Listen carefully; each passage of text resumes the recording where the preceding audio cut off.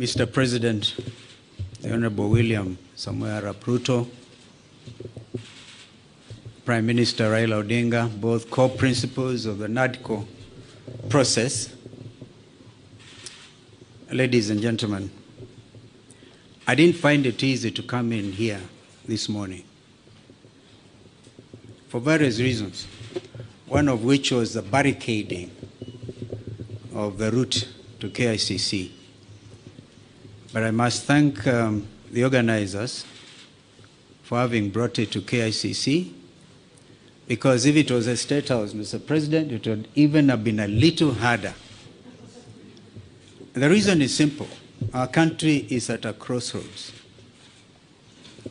My colleague, Honorable Kimani Ichung'wah, has highlighted that both of you asked us to undertake the process of NADCO following the 2023 enactment of the finance bill and the riots that took place, where we lost people, 75 of them, property was destroyed, and the country was in a state of a shock. We undertook that responsibility with gusto, and we are very open-minded. As Azimio la Umoja One Kenya, our number one topic was the high cost of living. But Kimani and the team on Kenya Kwanza convinced us that it was the government responsibility and the opposition had nothing to do with discussing the high cost of living. I hope that in the light of recent developments, my friend Kimani would have revised that thought. Because again, 2024, Finance Act and the riots, and again we have lost 41 young Kenyans.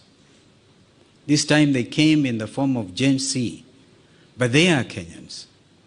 They have a right to belong. In fact, they are carrying the national flags. They have done it better than we did when some of us nearly got killed. Mr. President, I want to urge that we look at our country afresh.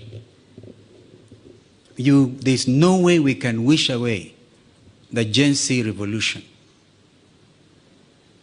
And if we were to begin to be honest with ourselves, perhaps we need now to go back to Bomas, because during the presentations, Kimani and Cheruiyot may remember, and Wandai was deputizing me, that a lot of Kenyans wanted us to open this space. The space has been opened by Gen Z. I wish we had moved with speed. It has taken inordinate delay to get to where we are today, to get the first product out of NADCO. And I'm not so sure, my friend Kimani, whether it is expected of us to even fast track the other 8.